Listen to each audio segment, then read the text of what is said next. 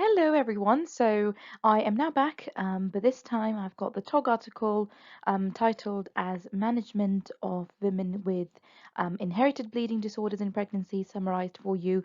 I hope you'll find this useful. Please give this video a thumbs up and do subscribe to my channel if you haven't already. Also leave a comment below if you find this presentation useful.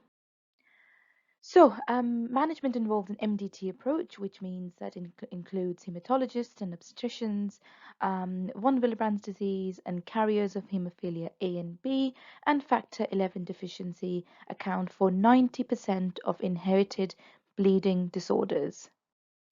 The prevalence of von Willebrand disease is 1%. It is actually a quantitative or a qualitative defect in the von Willebrand factor platelet, so this affects platelet adhesion and also the carrier protein for factor 5. So type 1 is partial deficiency of one Willebrand factor antigen. This is 7 to 80% of the cases. Type 2 is functional defect of the one Willebrand factor protein, and there's 4 subtypes to this.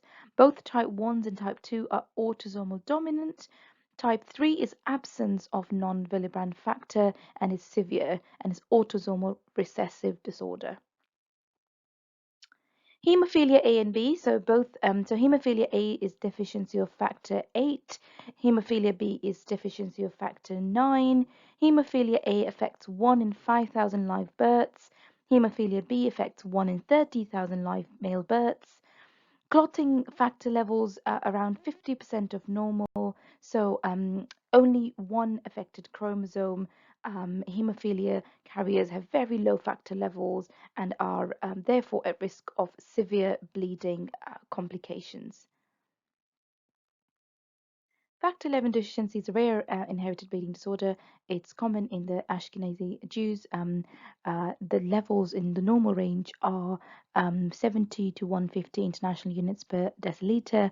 Severely reduced are 15 in homozygotes, and partially deficient are between 15 and 70, and that's in heterozygotes. So you have two tables on this slide. The first one is rare bleeding disorders. So this is a deficiency of fibrinogen, for example. Estimated prevalence is 1 in 1 million. Therapy is fibrinogen concentrate, cryoprecipitate. Prothrombin is the next deficiency. Estimated prevalence is 1 in 2 million. Therapy is SD plasma, factor 9 complex concentrate. Factor 5 is the next deficiency. So that's estimated prevalence of again 1 in a million, and the treatment is SD plasma. SD stands for solvent detergent plasma. Factor 5 and factor 8 is the next one, which again the prevalence is 1 in a million, and the therapy is solvent detergent plasma. Factor 10 is 1 in a million. Again, treatment is solvent detergent plasma with factor 9 complex concentrate. The next one is factor 13, and the prevalence for this is 1 in 2 million, and therapy is a solvent detergent plasma and factor 13 concentrate. Classification of von Willebrand's disease, as we said, type 1 is quantitative defect, type 2 is 4 subtype 2A, 2B, 2M, and 2N, and type 3 is the quantitative is absence of the von Willebrand factor. So prenatal diagnosis options for carriers of hemophilia. So you can do non-invasive fetal-free DNA testing for fetal sex determination, and this can be done at gestation over 10 weeks. Ultrasound scan for fetal sex determination done over or equal to 15 weeks. Comments, so first trimester between 11 and 14 weeks ultrasound scan fetal sexing available at certain centers in research setting. So invasive are the chorionic villus sampling, amniocentesis, cordocentesis. So CVS can be done at between 11 and 14 weeks, and it can also give you known causative mutation. The risk of miscarriage is 1%, with amniocentesis done at over or equal to more than 15 weeks. Risk of miscarriage is 1%, and known causative mutation can be found. Cordocentesis done at 18 to 20 weeks. Risk of miscarriage is higher, which is 1.4%, and causative mutation unknown, rarely performed today.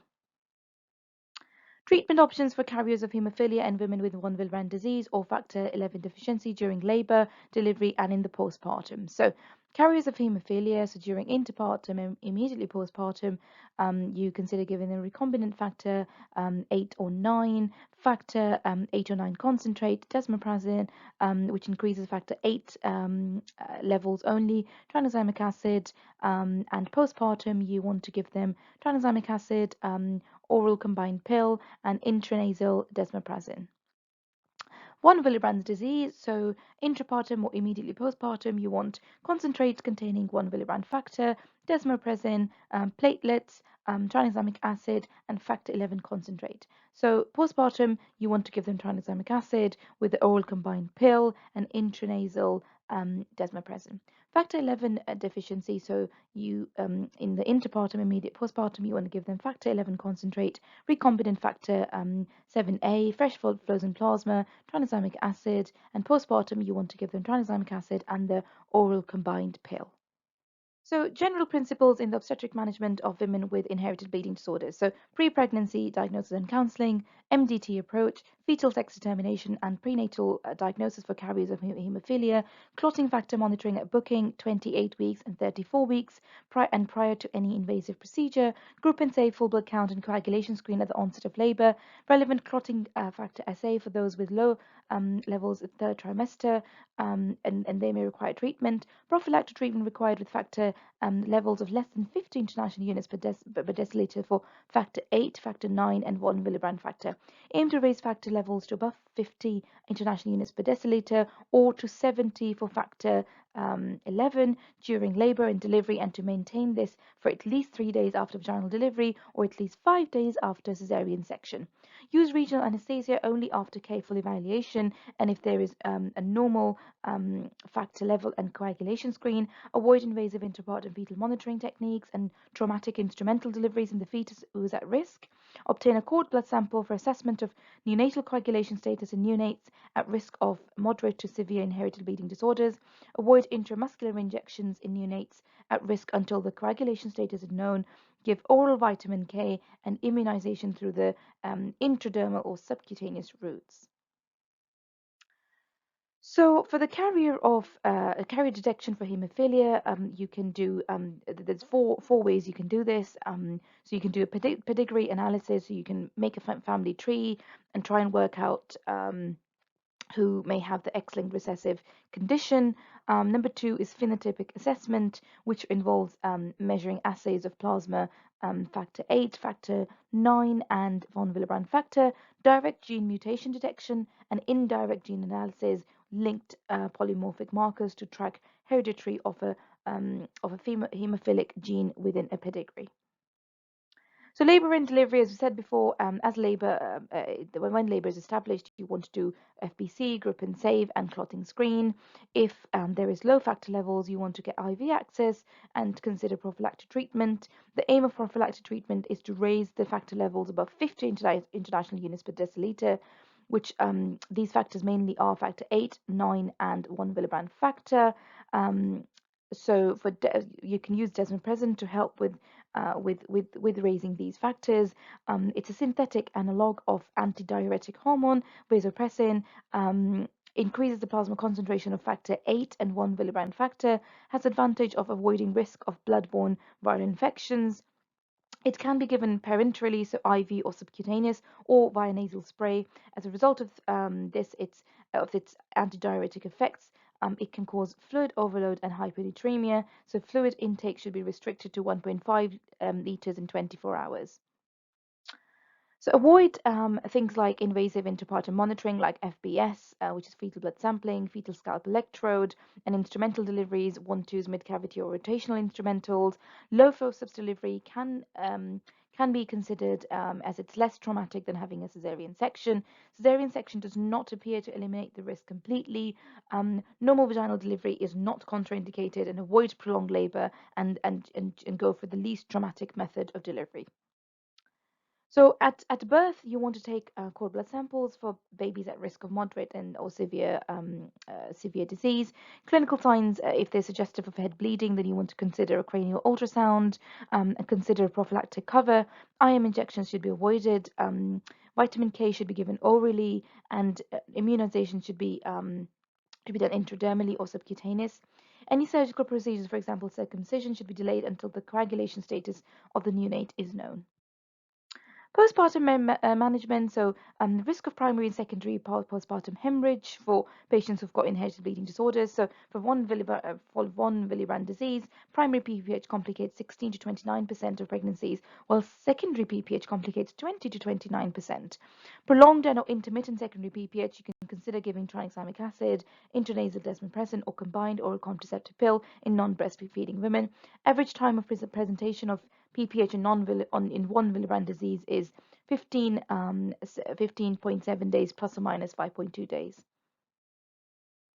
So for PPH with one Willebrand disease and carriers of haemophilia, maternal clotting should be, if it's less than 50, the risk of bleeding is high, and it can be minimized by giving them prophylactic treatment with either desmopressin or clotting factor concentrate.